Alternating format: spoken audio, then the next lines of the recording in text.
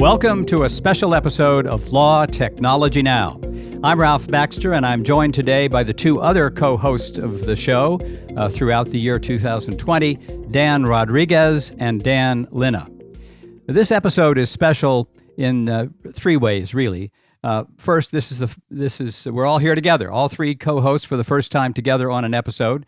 Second, this is a year in review episode in which we're going to reflect on the year that has just concluded and its ramifications for law. And finally, this is our final episode on the show. We, all three of us, have greatly enjoyed working together and working with the Legal Talk Network all year long. We are especially grateful for the support of the team, especially Lawrence Coletti and Adam Kamras. But it's time for us to move on. We love podcasting. We love working together. We're going to continue to do that and look for an announcement from us early in 2021 about the next chapter of our adventure.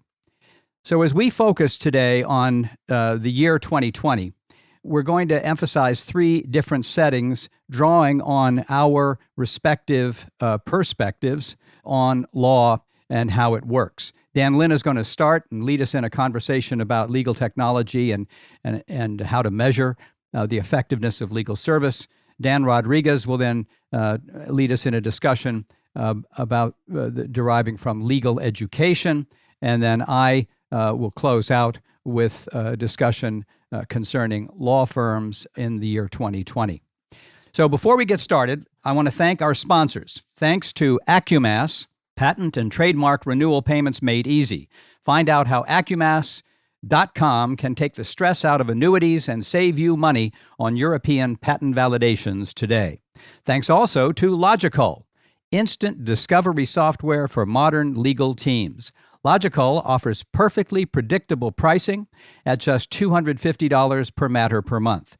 Create your free account anytime at logical.com LTN. That's logic with a K, CULL.com/LTN. So, Dan Linna, I'll turn it over to you. Thanks, Ralph. Really excited to join you and Dan Rodriguez to do this year-end recap and talk about some of the episodes that we recorded this last year. I wanted to maybe mention even a couple that I recorded before that. I wanted to also mention how much I enjoyed working with Monica Bay when I first joined the program, Law Technology Now. And she interviewed me, and I had a chance to work with her on a couple of other episodes early on. And just looking back on the great guests I've had during the period of this time, I mean, I started with Connie Brenton was the first person I spoke to. And from the beginning, I really tried to aim to put together a set of speakers who could help deliver what I would think of as a masterclass in innovation and technology. That was my goal, at least. And I certainly have had some great guests that have come along to try to contribute to that. But I think to me, one of the things that it brings in the question is when we talk about law technology, how do we measure that? What are we talking about? What is innovation? What is technology? And you and I, Ralph, have had some discussions about that in the context of legal services delivery in law firms and legal departments. Dan Rodriguez, you and I have talked about that in thinking about, well, what should a law school curriculum look like? What sort of research should universities be doing? And I guess just to get us started, what I'd like to do is share some of my thoughts on what we should be thinking about in innovation and technology. I think there's a lot of potential frameworks, but one of the ways I've been trying to describe it lately is just going to Clayton Christensen's book on disruptive innovation and thinking about sustaining innovation and disruptive innovation, and seeing us as needing to be kind of on two tracks in law. Sometimes when I hear people talk about innovation technology, it's like, well, wait, what are you talking about AI, Dan? Let's just get back to the basics and talk about operations and project management and process improvement and basic data. And that I would call that sustaining innovation, right? The kind of things that we should be doing just to keep improving things. I think there's a long way to go in the legal industry around that. In most other industries, they've been doing that for the last 20, 30, 40 plus years. In law, we don't have a history of engaging in sustaining innovation in a disciplined, systematic way. But we also can't ignore disruptive innovation and the impact that technology is having, and what I believe will be the tremendous impact, the disruptive impact technology will actually have on legal services delivery over the long haul. I know, like Ralph, I know I'll mention you first. We've had some interesting debates about, well, is it modernization? How do we properly frame this? And so I think that's a really interesting conversation to have. Right. It's more important than ever right now. Right. And I think that it is a very important conversation. What are we trying to do here? To me, as you just suggested, I think the best operative word is modernization, making the most of contemporary tools, contemporary processes to make, in our case, law work better. And often when people focus on innovation, just as you're suggesting, they confuse the concepts. And sometimes people think innovation is like a thing you buy. Let's go buy an innovation thing and plug it in, and then we'll all be better. And it isn't like that. It's a comprehensive approach to doing what we do better, taking advantage of tools and processes that are now available that weren't available when I started practicing law 46 years ago, or when you started practicing law much more recently than that. The only thing I worry about sometimes if we talk in terms of just modernization is it might allow some to be complacent, right?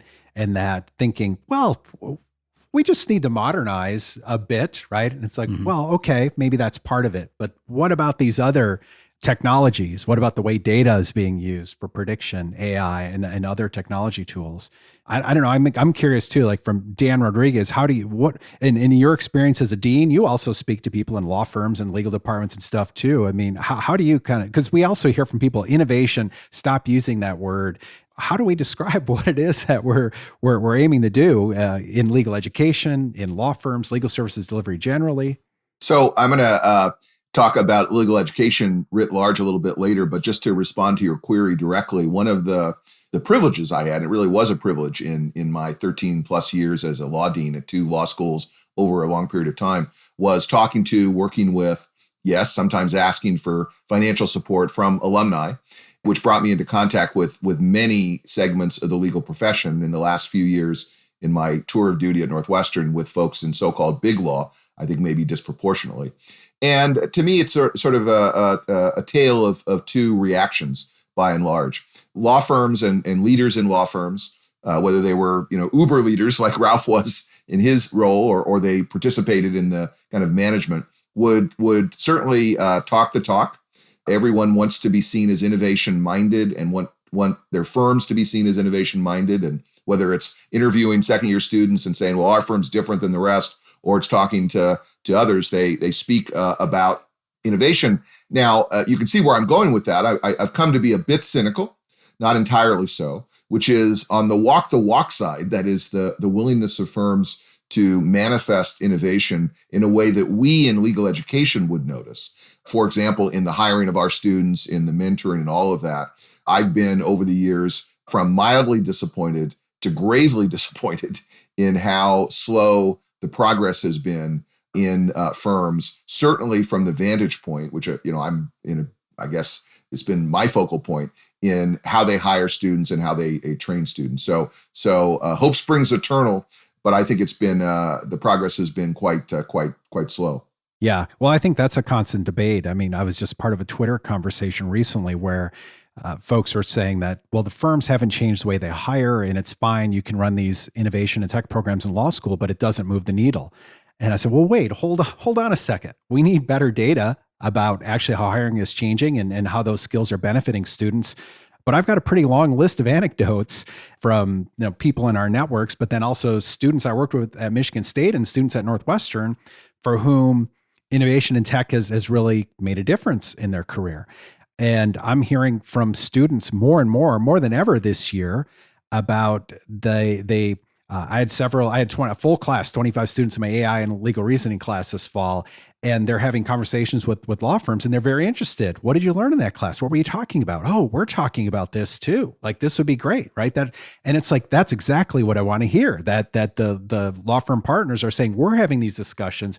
This is a conversation you can be a part of and help us think about these things, right? It's one piece of it. It's client-centric. It's thinking about, this is the longer arc of things and getting focused just on the clients are asking a lot of questions about this. That's really the driver of it.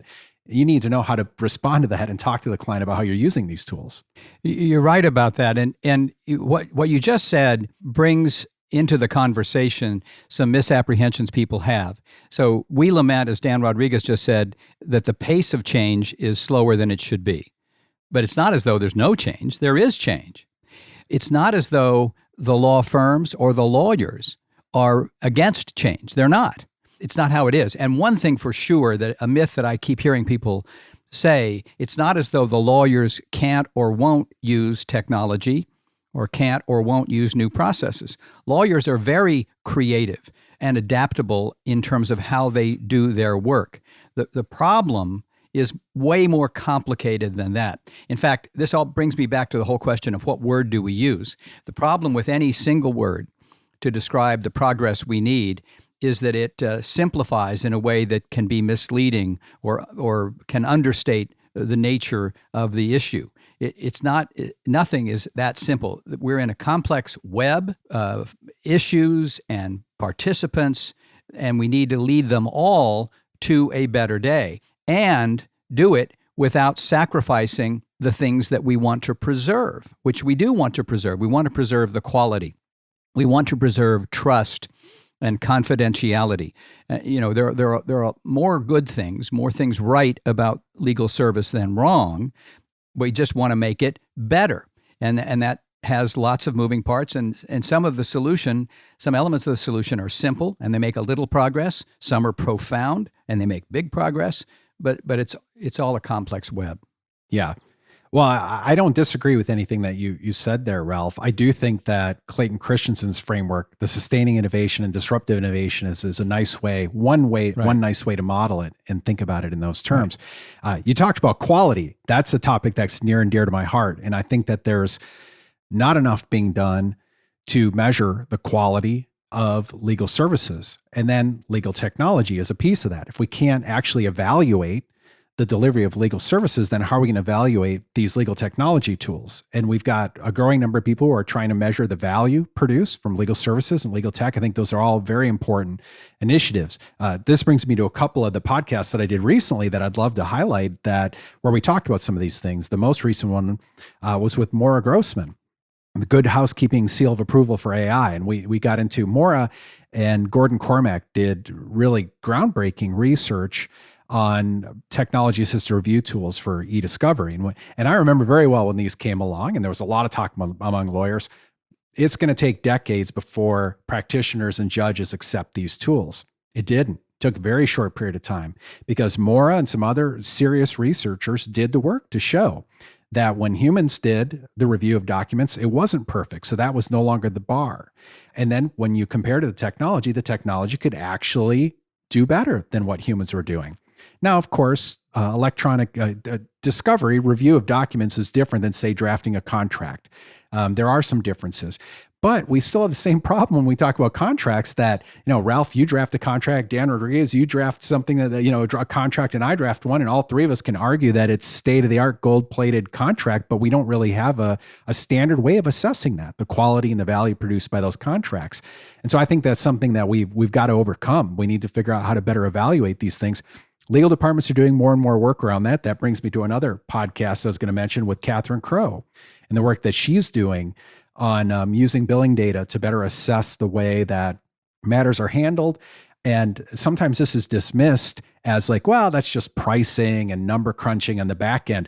No, it's getting closer and closer to substantive practice because people are evaluating, like, how do you put that team together? What are the results you produce? How do you make sure the work is equitably allocated on those teams? This is a diversity and inclusion issue. How do we make sure people are trained properly? And clients care about that, not just because of diversity and inclusion, but also they want to, if they're going to invest in your firm, they're going to hire your firm, they want to see you developing people so they can continue to develop, those individuals who continue to develop will be the attorneys you rely on in the future. So those are all really important questions. Dan, can I ask you a question? I hope, if you don't mention it, let me mention it. You're pioneering work in connection with developing and working on an innovation index. There's more to that than just the index, right? But the development of metrics to assess quality and assess innovation and all of that. So let me throw out a little bit of a provocation. One of the issues that I think has been really vexing in the evaluation of quality, whether you're talking about quality of legal services, quality of legal education,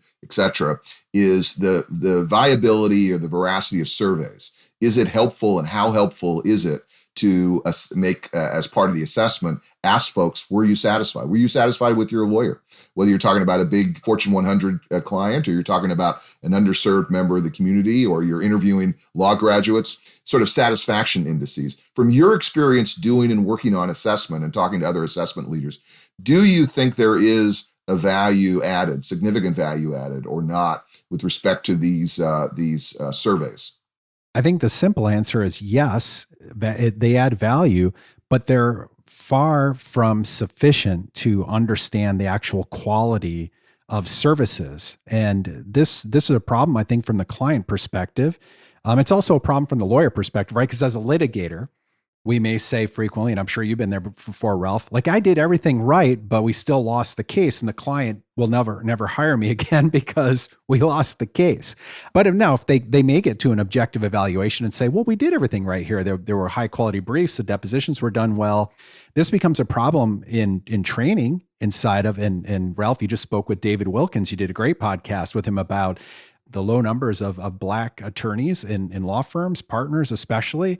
I was just reading his 1986 Law Review article on the topic, and this is a problem there as well, right? I mean, if something goes wrong, we don't have a good way of understanding if it was a failing by the lawyer, or if it was just the stars aligned in the wrong way, and was the outcome that we got. So I think we need more empirical work. We need more than just, it's good to know, if you're the outside law firm, that the client is satisfied and happy with the things you're doing. But if you don't really understand the quality of the underlying work that's being done, or the ways in which it actually adds value, and it's more than just surveying them, I think that's a big shortcoming, the things we do. I'll use this to connect to the one last thing I wanted to mention in my portion, and that was the podcast that I did with Chief Justice Bridget McCormick a couple of months ago. And she's doing amazing work in the state of Michigan with different reforms. And she wrote an essay where she talked about that we need to move beyond our technology that's from the last century, and then our processes, which predate that from the prior century, right? There's so much we need to do to improve courts. And there's a lot of concern about due process when we talk about doing hearings on Zoom, for example. And she talked about some very valuable survey data they've gotten back, that the default rates have been lower. She's getting a lot of feedback that it's equalizing, that when you have a hearing, and especially for children is one of the things they found, that they find it easier to open up and share versus going into a courtroom and the judge is up on this podium and everything. It's a power dynamic at play there, right? And so there's some benefits, and they're doing some surveys to learn, actually, and using some hard data to learn, but there's a lot more work that really needs to be done, empirical work, to have better understanding. And this fits with the work. I'm doing some work with Catherine Crowe. She's been doing some work, and she's presented it for a while, and I'm looking forward to further developing that with her, about analyzing the allocation of work in law firms, and is it equitably allocated.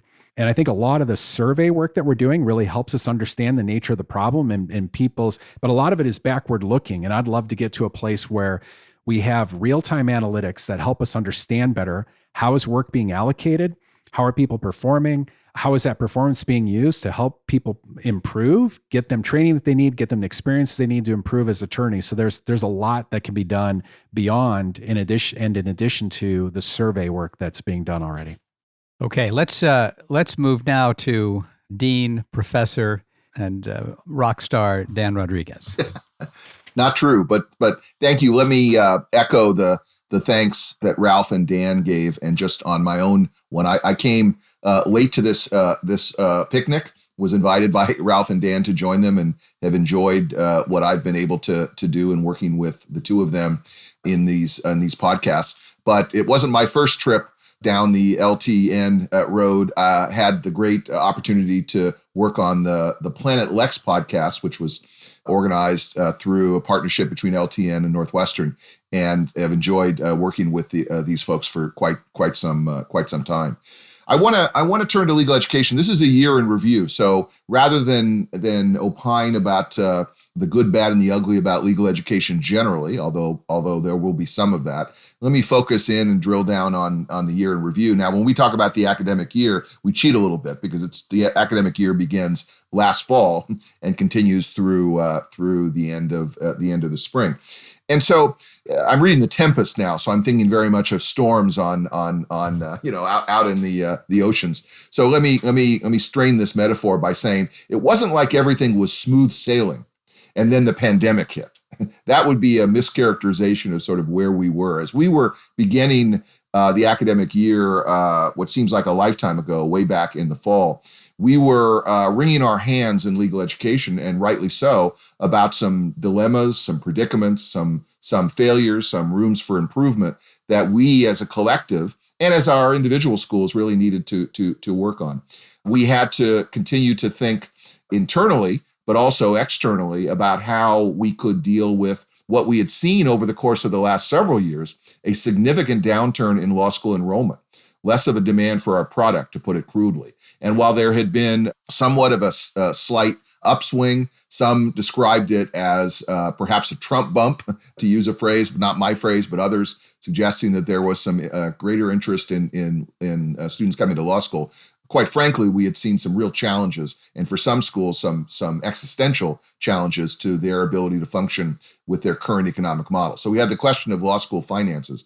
Then we had the issue of student debt, and I shouldn't say had as though it's past tense, and that is the extraordinarily high expense of legal education and everything that came along with that. Students graduating with $100,000, $200,000 or even more in student debt, the impact that had on their ability to prosper in the workplace, to buy a home, to raise a family, the access to justice issue, sort of what we were going to do as a collective in legal education to deal with student debt. And third and last, and this is, of course, a menu of issues, but I'll put it under one heading, is curriculum. How is what we are doing within the law school, in the programs, in the coursework, in the clinical work, serving or not serving the objective in practice of graduating students are, I hate this phrase, practice ready. I prefer to use the phrase practice proficiencies, but how were we effective or ineffective at addressing these issues in the real world?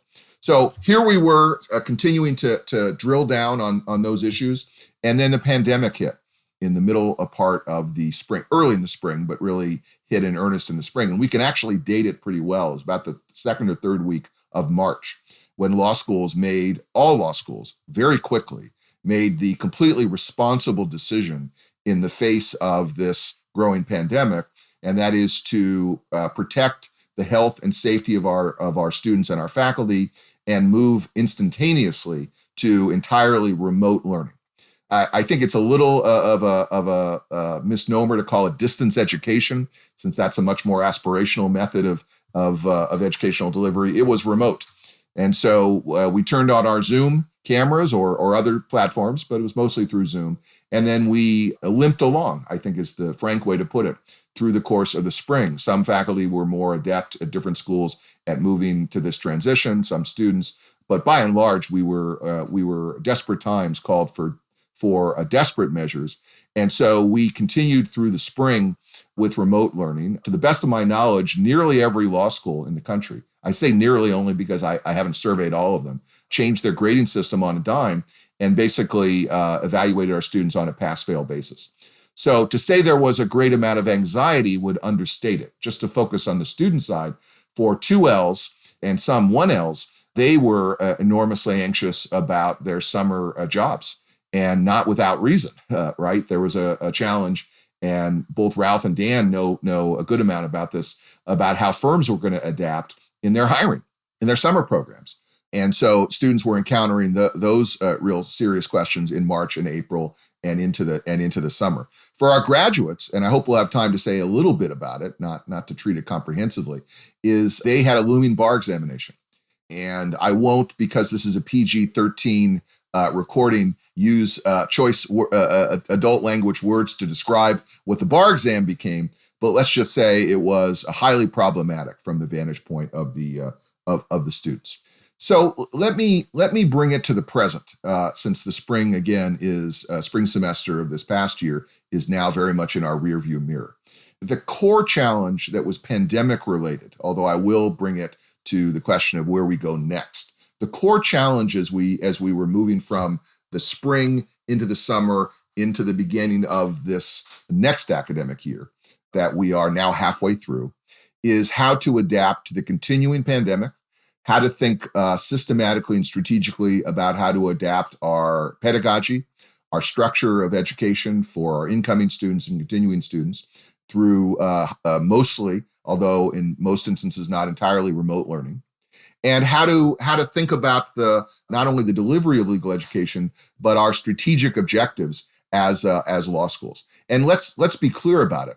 The ABA regulates law schools, accredits law schools, but there's not an uber regulator that reaches down from on high and says, here's what 200 American law schools need to do to deal with the pandemic. All schools were answering this question on their own initiative, working collectively, collaboratively as much as possible, but making decisions that they thought were most warranted by their needs. And by the way, we're doing so almost all law schools nested in a university that were making decisions, of course, that best protected the health and also the economic circumstances of their universities. So what did they do? Well, focusing on let's say the most highly branded schools, Harvard Law School and Berkeley, to use two examples, very early on said, we're going to be 100% remote. We're not going to presume to bring our students onto campus. So we are going to require of our faculty that all of the courses offered to students from the first year throughout would be entirely on a remote platform. Most schools did not make that same decision, although at the time, I should say, I made a prediction that proved to be erroneous. So did some others in suggesting that that would be the judgment made by most law schools. But that didn't prove to be the case. For the vast majority of schools, we looked to devise somewhat more hybrid systems. As in the case of my own law school, Northwestern, and Dan's law school, principally remote education, and we developed modalities of teaching and strategies and collectively worked on upping our technology game to a great extent so that we could provide a delivery of our courses, as my courses and Dan's courses were, through a remote platform. Nonetheless, a number of schools looked to develop and did develop more hybrid methods, permitting some students to come in and have courses that were in person with social distancing, with professors wearing masks and students wearing masks, configuring the not only the technology, but the infrastructure of the law school to enable this to function. Sometimes, and I'm gonna belie my own view on this, in a somewhat MacGyver-like way, trying to do hybrid by teaching students who were coming in remote while teaching students in person. I wanted to ask you a quick question, Dan. Yeah. I mean, and I think, I was just talking to a student this morning. I think student responses to moving classes online has been pretty good, right? And I think everyone has kind of come to the conclusion, like, if that went better than we thought it would. And I'm wondering, from your perspective, I mean, maybe there's some people who are just pining to go back to the way it was, but I'm really excited to see the way that this allows us to kind of accelerate some of the changes in the way we've been delivering legal education. Like, how much of this you think will stick? Yeah, let me toss in one other observation along the same lines. I wanted to probe Dan on this as well. My impression is that the reviews are mixed, distinctly mixed, about how online education went. And my lens for seeing it are the third-year law student daughter of mine last year. But the other question I want to put on the table for Dan as part of this, what Dan Linna has raised, I had always thought that online education had the potential to be the great democratizer, because if education is going to be dispensed in a way that is a lecture in its format, then the online version enables every law student in the country to hear Dan Rodriguez give a lecture, to hear Dan Linna give a lecture, not just the students at Northwestern, but all the students in the country. And I was surprised at the negative reactions, and there were a lot of them, about the quality of the education. And I wonder, this is my subpart of Dan Linna's question, whether it isn't about how well the professors, those who were leading the education, stepped up and learned to use the new tool. So there's a lot there. Let me first try to suggest there's not a lot of daylight in the assessment part between what Dan said and Ralph said. So let me try this. I think that the reviews were mixed. again, it's a tale of two times. The reviews of what happened in the spring, I think, were, one thing. As faculty members at most law schools were scrambling to figure out how to, and I use the term limp through the semester. Remember, we were 2/3 in by that time. There was much progress made thanks to the enormous work and, unsung heroes across many law schools, ranging from deans to law faculty members of various generations to IT folks, to really give us the tools, not just the technological tools, but the strategies to improve our way of delivering legal education remote. And so I think the reviews were mixed and still are mixed. Dan is right, though. I think that students, many of our students have been surprised, pleasantly surprised, and by and large satisfied. The one reason why intrinsically the reviews will be mixed will be there's something lost by not having in-person gatherings, by being able to network, by doing all the things that we, of course, learned as law students. No chance to really repair that. So let me make this pivot, because both of your questions are pushing this. What does this mean in the future? I think that we've learned a lot about the capacity of distance education and remote learning that will be a way of taking us into the future as in other aspects of legal practice. So I don't think for the most of us, there are exceptions, but I don't think most of us aspire to just going back to the way things were in 2021. Now, the ABA will have something to say about this, and other organizations about how much of our courses can be developed through other kinds of models. But I think we now see the potential and the capacity of more imaginative ways of delivery. And I would put at the top of that list the notion of a flipped classroom, is using conversations in an online remote setting, not just do another lecture, as frankly some faculty members did in the spring. So they just turned on their camera and did what they were going to do standing in front of the class. We now realize that's not a good strategy, right? And so developing a different way of using precious class time has been enabled by this pandemic and our movement toward more remote learning. That sounds exactly right. And what you just said goes right back to what you said at the beginning. These issues didn't just spring up in the pandemic. They've been with us, and it's so in every facet. All the things Dan Linna talked about, and I will talk about too. I was a public school teacher, as I know you two know, before I went to law school. And I got to the classroom, and I had these children. I taught the 6th grade in Washington, D.C., who every single one of them was at a different level of readiness for the standard curriculum of the 6th grade back, in the 1960s when I was doing it. So I had to figure out a way to get this done. And if I had just relied on the conventional textbooks and methods, some of those kids were not going to learn anything. It either would have been over their heads or beneath them. They wouldn't have been motivated. And I saw in the 6th grade the need to innovate. The idea of a flipped classroom and getting the students to participate, that content digestion doesn't have to be in a classroom, for goodness sakes. You can get it on YouTube. You can read it. The classroom should be for something else, including especially, and this is one of the things you just said, the interaction with your peers. Some of the greatest moments of learning come from your discussion with those other bright, ambitious young people who are learning along with you. One of the things I'd wanted to just mention about this too is that, the idea that we could just give YouTube lectures or YouTube videos and substitute. I think that, sure, some classes may be delivered that way, but I think that what we're finding is to really deliver, and no one is saying that we've reached the apex of what you can do with online learning, right? I mean, this has kind of been triage. We're doing the best we can. There was a lot of effort expended at many schools all across the country during the summer to try to prepare for the classes this fall and do a better job, but we'll have even longer to prepare in the future.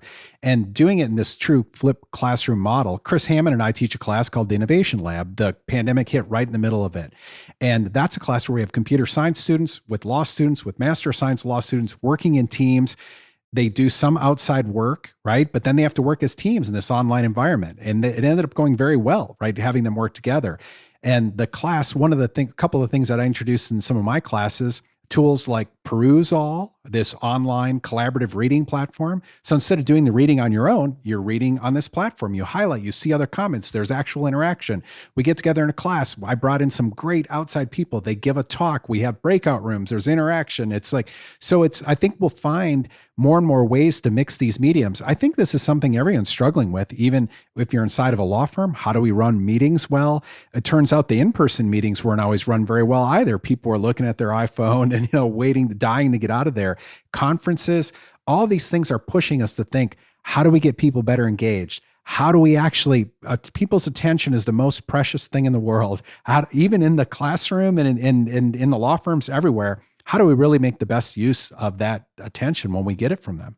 So two quick points, and I know we're coming up on a break and there's much more to talk about, but let me make two more points about the pedagogy and the work of the faculty. Number one is, and Ralph, this really echoes just what you were saying. I firmly believe, and I've been teaching for many, many years, that the work on developing remote learning and distance ed as a consequence of the pandemic has made me a much more effective teacher in both modalities, not only more effective in learning more about how to deliver legal education in an online format, but I'm confident that when, God willing, we will be returning shortly to education, the majority of which will be in person for all the obvious reasons, I'll be more effective in utilizing those skills in the classroom.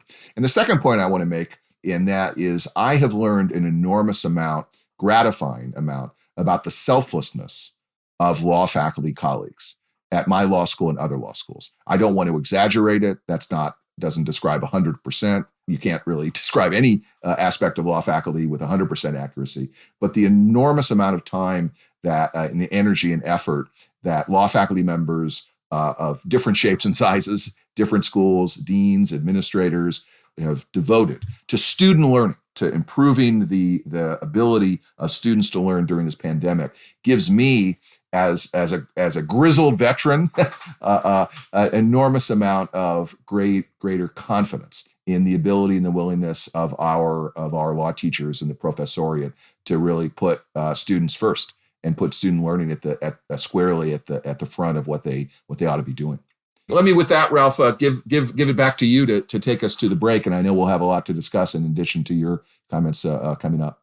Well, right. Let me just comment on that last thing you said, because I think one of the defining characteristics of the pandemic was that we got in touch with what really matters to each of us, and we could see who we all are. And what you just described, you learned about your fellow members of the faculty and who they were, their sincere dedication in the way that you just described it, in the setting of the pandemic. One final thought from Dan Linna, then we'll go to break. Well, I just wanted to mention too that the students through this have been amazing as well, right? And I just really impressed with the way they've pushed through this and really have worked with us to make this a great experience as well. And that's an important part of it, of course.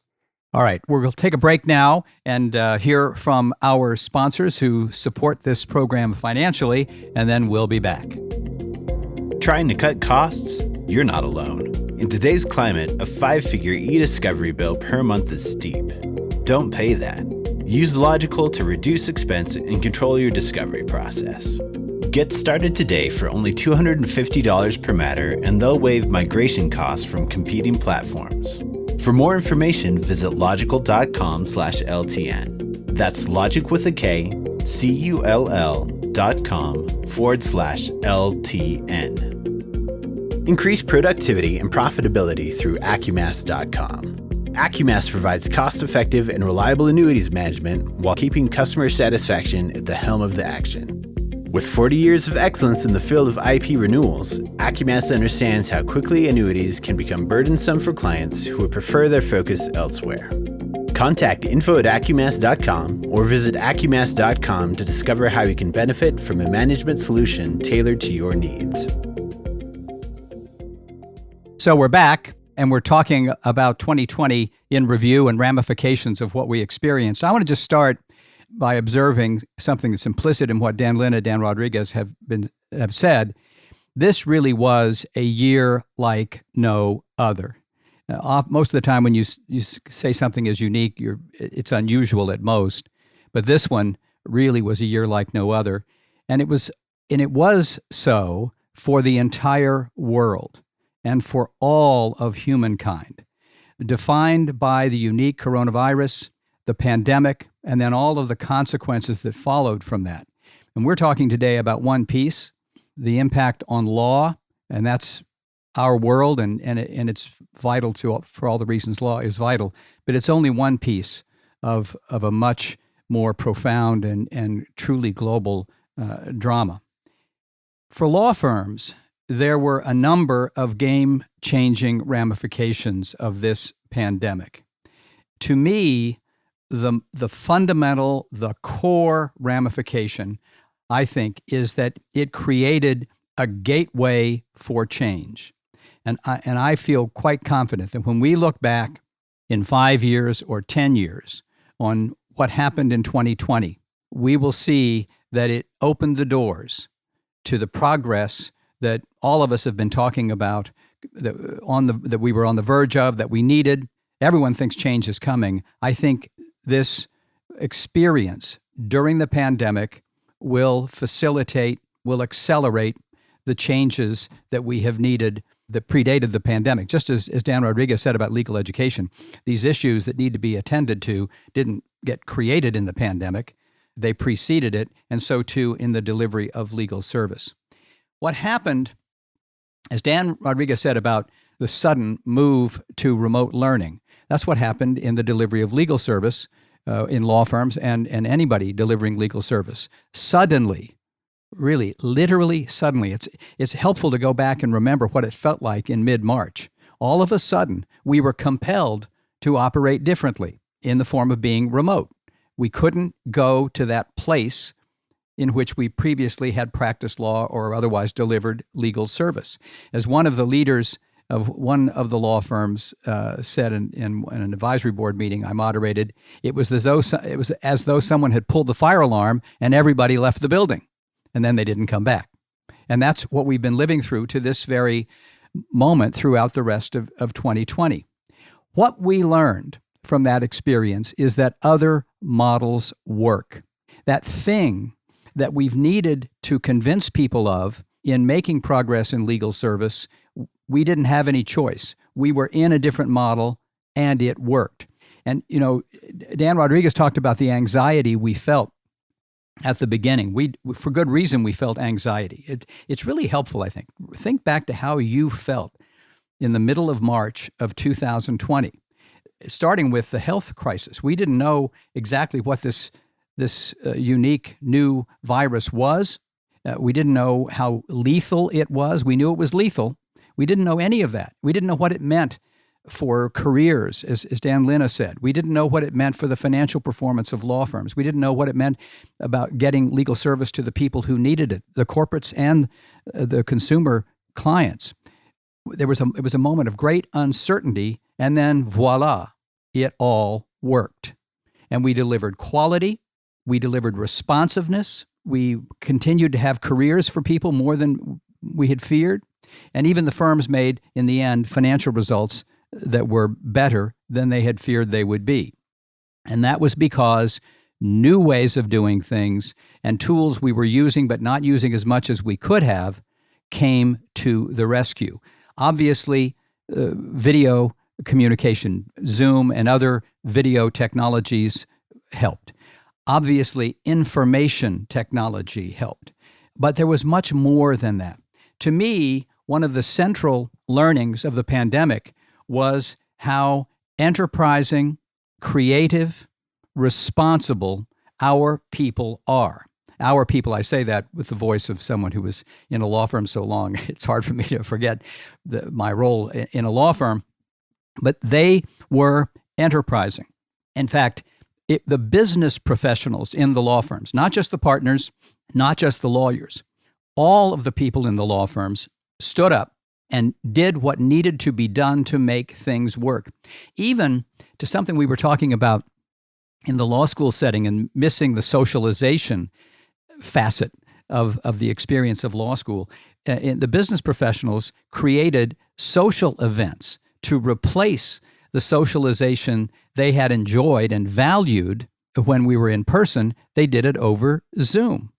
Ralph, I'm curious whether managing partners, whatever the leadership role is, the leaders of the firms, were communicating actively with one another at other firms. One thing we saw in legal education was so many deans communicating with others and other stakeholders in legal education, from the ABA to Association of American Law Schools. But really, it was school to school contacts and hoping to gain the benefit, not only the wisdom of the crowds, but sort of focused collaboration in an otherwise very competitive marketplace in which there's all the incentive to keep information private. That's certainly the case in modern law firms too. As best you were aware, were the managing partners talking to other managing partners at other right. They firms? were. I mean, this is something that maybe is not known broadly in the world, but law firm leaders talk to each other commonly and pretty much without limitation. They don't obviously reveal anything that would that would betray client confidences and proprietary information,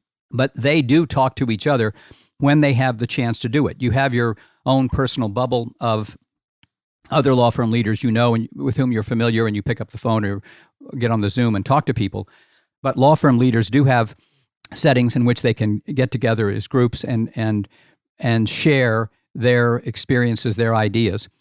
I presided over a number of such meetings over the course of the year. In fact, in the course of 2020, I had more conversations with law firm leaders and a broader array of law firm leaders than I ever had in any year prior, because there was an appetite and a hunger for that. So at INTAP, where I'm on the board, we conducted advisory board meetings of law firm leaders, and we had more interest in those meetings, greater show up, more frequent participation than we'd had pre-pandemic, because there was a hunger for the exchanging ideas as we proceeded through this. And one of the ways I learned about how it really was still day in and day out in the law firms was talking to the CMOs and the CEOs and the managing partners and the CIOs of law firms. And it was helpful to people. People really benefit from hearing each other in law firm leadership as well as they do in academia and elsewhere in the world. So I think this is, as I say, it's a gateway. We learned this at Orrick. When Orrick, in 2001, when Orrick opened its Global Operations Center in Wheeling, West Virginia, that was a hard choice. And it took real leadership within the firm to get everybody on board, and we did it. And that was a big change, consolidating all of the services that supported the lawyers that had been in the office locations into one place in a small town far from any place that we practiced law. That was a big decision, and it was one that created great trepidation. Can we really do this? Will it really work? And then it did. And from then on, it was easier at Orrick to make other changes because our confidence level was up, and our fear, our resistance, how will this affect quality? How will it affect responsiveness? How will it affect all of the things that we don't want to sacrifice? That trepidation was reduced because we had seen that a new model worked. Obviously, schedules are going to change. We're not going to go back. I don't think any law firm is going to go back to the idea that every lawyer has to be in the building from 9 to 5 and well beyond 5, but on a regular basis. I don't think law firms are going to go back to traveling in the way that they did before. I think law firms are going to change the way they use space. Those are the obvious examples, but I think it's going to go way deeper and way broader than that. Once we are liberated, I think we can go much further, and I'll give you some examples in a minute, but Dan Linna. Well, yeah, I just want a quick question, Ralph. I think we've heard a lot of talk about law firms that have been successful through this pandemic. They kind of just threw a switch and everything could work from home and everything worked great. I wonder how many firms struggled with this, because I think there's been a lot less discussion about that, but I'm sure there are plenty of firms that have struggled. Now, hopefully that's helped them build up their muscles and they'll be more successful at doing these things. But, all along, while we've been talking about innovation, one of my concerns has been there are too many firms kind of sitting back and thinking, well, someday we'll react when we have to, and they haven't been developing kind of those competencies. What do you think? Well, like everything else in the world, everything else in human existence, there is a spectrum. And as Professor Linna would say, if we had data, if we had perfect information, we would see a spectrum, and we would be able to distill on this question. How did firms do really? That's nice, Ralph, all those things you've said, but how did they really perform? What's the granular reality? And if we had that information, we would see a range of, if you could have an index of how well to terrible, you could see people array on a spectrum, and then you'd be able to distill by adding other data to your chart, you'd be able to distill factors that seem to correlate with doing better and doing worse. I have a deep belief about a couple of things. One is obvious. The stronger you were going into the pandemic, the better you were able to do in the pandemic, of course. Financially and, morale and culture and all of that. That's one thing, but that's obvious. Leadership made a big difference. And not every leader approached this in the same way. And you can see it. As you have exposure to each data point, you can see the difference. I wrote a blog a blog post early in the pandemic on Legal Services Today, my blog, about leadership in the pandemic, and distilled some issues that I think make up leadership at least in a law firm setting. And looking back on it, the ones who really embraced what makes up leadership did better than those that didn't. There's a lot of factors, but there is a range. But I will tell you, my impression after talking to literally hundreds of law firm leaders about this, they took it seriously and they looked to find a solution. And there are some, but almost none seem oriented to let's go back as soon as we can, do business as usual. One anecdote I just say from a very specific vantage point, which is the summer associate programs for graduates, is by and large the students who experienced that I wouldn't say they were totally satisfied, because it sucks to not be able to be there in the firm and all of that. But by and large, they were impressed by, as I think the law schools were, of how quickly firms pivoted to, first of all, maintain the offers and their commitments to the students, right? That's unsung heroes in that regard. And second, to create as best as possible an experience that would enable the students to thrive and also would give the firms the ability to evaluate this incoming talent. So let me go back. I was beginning to say, thank you for that. And those observations are really helpful to this discussion. Time doesn't permit us to get into great detail, but I want to make a couple of points about what else is going to change. Having said, it's going to be much deeper, much broader than just the obvious travel and space and stuff like that. One of the issues will be professional development. The career building of lawyers within these institutions will do better in the future for reasons having to do with the people who select teams to work on engagements being able to do it based on information, not just who's down the hall from them. So too, very importantly, diversity and inclusion will accelerate in the law firms by virtue of the lessons during the pandemic. One of which is diversity in a sort of fundamental sense, diversifying the workforce of the law firm to have more input from people educated in places other than law school, who bring a perspective other than the law-trained perspective, to bring that to bear on delivering legal service. And the other is the issue we're all struggling with, all the law firms are struggling with, gender and race diversity as well. The other thing I think you'll see accelerate is real building of client relationships, better listening by the law firms to the clients about what they really are solving for, what they're trying to achieve, and a better partnership between the law firms and their clients. They relied on each other during this pandemic. The clients needed the law firms needed the clients, and I think that's going to bear important fruit going forward. One last thing about the future. One of the things that dawned on me is that the hub of the firm changed during the pandemic. Now, I never really thought about the firm having a hub when I was a new lawyer, but if somebody had asked me, what is it? I would have said the building. I worked in the Transamerica Pyramid when I first got to Orrick, and when I left, we were at 405 Howard Street in San Francisco. I would have said that's the hub. That's where everybody goes. That's where we all get together. That's where we do our work. In the pandemic, the hub was information and the technology that connects the people and the processes to the information. And that was at the heart of why everything worked so well, because the technology, whether it was video technology or information technology, connected everything together so that it could proceed. And really, the value of a law firm is embedded in its knowledge, in its experience, in its information. And I think as we go forward, we will see this clearly to be the hub of the law firms, and that in and of itself will accelerate change. Because once you're onto that, and once you really engage with the information technology, then you have so much more to work with from your reservoir of experience in every dimension, not just your experience in how to try a case or how to do a deal, your experience with the client, your experience in the real world of business, and so on.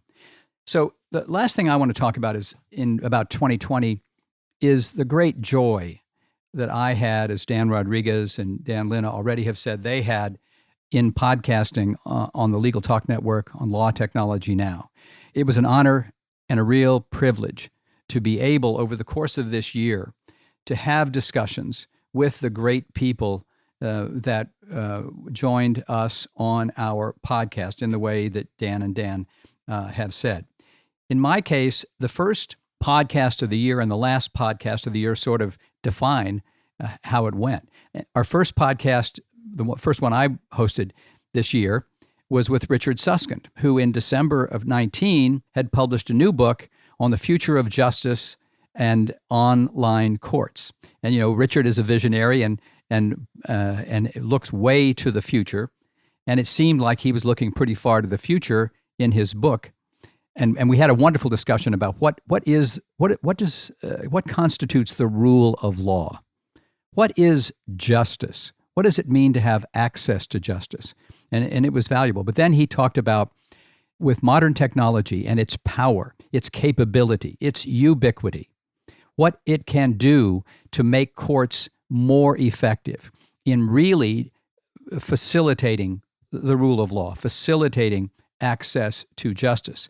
And then just about the time that episode aired in January, the pandemic was picking up steam, and over the course of this year, we saw much of the ability of courts to use technology, even with the current tools and current rules, come into play. At the end, my final episode of the year before this one was with Professor David Wilkins from the Harvard Law School. And it was about why the great law firms continue to struggle with their very sincere intentions and strategies to provide greater opportunity and inclusion and participation for Black lawyers. And we picked that topic, Black lawyers, not diversity more broadly, to be able to really drill down and examine a particular facet of diversity. And we did. And David, I don't think anybody knows more about how this issue works in law firms than David. He's been studying it and he learned it. He experienced it himself. And then he has been studying it throughout his entire storied academic career. And so we had an episode that really was insightful, and it was pragmatic. If you listen to that episode, you learn why things work the way they do, and then the window is open for you to fashion solutions that deal with that reality. But the learning from that was even broader, because what that episode really dealt with is how processes, in that case, the processes to select lawyers to work on matters in order to deliver the best outcome to the client, how that neutrally principled process can have the unintended effect of benefiting some lawyers over others, at acting to the detriment of some lawyers instead of others. That wasn't the intention, but it turns out to be the reality. In a way, that is what holds up progress in the way we deliver legal service. We are wedded to ways of doing things for good reason, because they work and they produce good outcomes for the law firm or whatever the institution is that's delivering legal service, but they have these unintended consequences of slowing progress, slowing innovation, and we need to address that, because we have just learned in the pandemic that you can do these things you want to do, you can address these issues you want to address and preserve, while adopting different methods that get to those things you want without those unintended consequences of slowing progress in the different ways. Now, the last thing I'd like to say, we had a wonderful year in podcasting in the experience. And I just want to quickly go through how it went. We talked to the leaders of the Utah bar, from the Supreme Court, the bar, the advisors, about this groundbreaking change Utah made in liberalizing who can deliver legal service under what circumstances, that I think is going to lead the way for reform in the United States. Jillian Hadfield talked about quality. Quality has come up in what both Dan and Rodriguez and Dan Linna have said, and she said, you've got to understand, quality to the client is helping it achieve its objectives, not doing it in just the way you want to do it, because over the years we've defined this is the right way to do it, but doing it in a way that gets the client to its outcome. Mary O'Carroll talked about clock and how the legal operations function is making law work better for major corporates. Mitch Zuckley gave a case study on how to lead, back to what we were talking about, leadership, how to lead a law firm through the pandemic. Margaret Hagan talked about process design and how that can make law work better. Judy Perry Martinez talked about how she was going to take her year at the ABA to make it work better. Bill Henderson talked about legal education and making it better. The folks at Hotshot talked about how to educate better new lawyers on the pragmatic nuts and bolts of what it takes to practice law once you know the law. Heidi Gardner talked about smart collaboration, and Steve Brill, last but not least, talked about the American Lawyer magazine and how the media awoke to covering law, which has led to a lot of the changes we have experienced. It really was, for me, and I hope for our listeners, a wonderful opportunity to talk to people, all of whom are of goodwill and character, talk about how we can make law work better for everyone. So that brings us to the end of our episode in our discussions of the year. We're going to, each of us now, have a couple of closing remarks, and then we'll close it up. So Dan Rodriguez? Right back at you, Ralph, is first what I would say. Really appreciate the summary of the year. And again, just invite our listeners to to check out the podcasts that are up there. I'll simply note more as a description of topics that we didn't get to, but are important since we were focused a lot on the pandemic. And I just simply say any attention to the year in review has to be attentive to two circumstances that loom very large now currently and into the future. One is the economic meltdown, or let's call it the economic challenges, maybe a better way to put it, that will continue even as we look to round the corner of the pandemic. And that has enormous consequences on all the topics we've talked about: law firms, delivery of legal services, the assessment of the quality, legal education. We have our work cut out for us, quite frankly, right, about how we in the legal services community and lawyers deal with these significant economic challenges and the distributional consequences on individuals that are particularly suffering as a result of the pandemic. And the other is the election, right? The elephant in the room, which is the lead up to this election, what it revealed in terms of our highly polarized world in which we live, post-election, the role of lawyers in so many of these disputes, and it raises some really significant questions about how we protect the rule of law and the guardrails of democracy in the face of these significant challenges. So I simply put that out there as other issues to talk about, and hopefully we, the three of us and others who are in the podcasting world, will be able to drill down on those issues in the in the months to come and in the next year. Yeah, no, I fully agree, and I look forward to discussing all of those issues with you and Dan and others. My final thoughts are these. This was a unique year, as I said. Fundamentally, in so many ways, it was a tragic year. We lost over 300,000 American lives and millions around the world, and we will miss those we lost, and all of the other hardship that occurred during the year for people was very real, and in that way, that defined the year. But it was a year in which we got in touch with ourselves better. We learned more about who we are, what matters to us, as we said earlier. And I think one of the things that we learned, and I think this part's not unique. In times of stress, we learn about ourselves. And one of the things I think we learned is that the human is resilient. Even lawyers are resilient. And we are determined, it's in our character to address challenge when it presents itself, try to overcome it, try to do better. And I have a high level of confidence as we go into 2021 that we will do better and that it will be a better year. Yeah, so I think that COVID-19 has really forced us to focus on the here and now. And as I hope we are coming out of this in this new year, we'll think about what the future needs to look like. And innovation and technology will transform the legal services, legal systems, and the law itself. And I think we have to say that it must, because if we look at the current state of when we talk about access to justice, when we talk about rule of law, we have problems. We have problems everywhere. I mean, when we talk about in the U.S., the richest country in the world, 80% of the impoverished not having access to legal services, 50% of the middle class lacking access. I mean, those are appalling numbers. And this is an international problem. There's a lot we can learn from building the international community here and working together. These problems are much more the same than they are different around the world. They're also, there are problems with corporate clients even too, about them not getting the things they need and the complexity in the legal system. So things have to change. And sometimes when we talk about them changing, we think about, well, what's the impact on us? What's the impact on us as lawyers? And we have to stop talking about what's going to happen to us. And we have to define our mission and vision for the future and then make it happen. And so that's my challenge to lawyers and to legal professionals.